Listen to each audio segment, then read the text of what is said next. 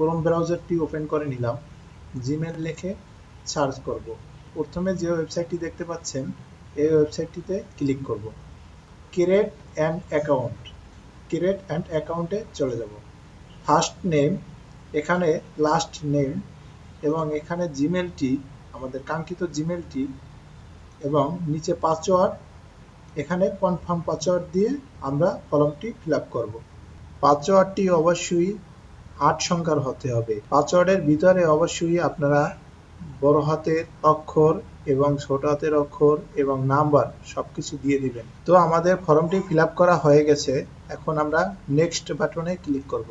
তো এখানে ভেরিফাইয়ের জন্য আমরা একটি মোবাইল নাম্বার দিয়ে দেব। মোবাইল নাম্বারটি দেওয়ার পরে আমরা আবার নেক্সট বাটনে ক্লিক করব। মোবাইল নাম্বারটিতে একটি ভেরিফিকেশন কোড চলে গেছে। ভেরিফিকেশন কোডটি দেওয়ার পরে আমরা ভেরিফাইতে ক্লিক করব। এখানে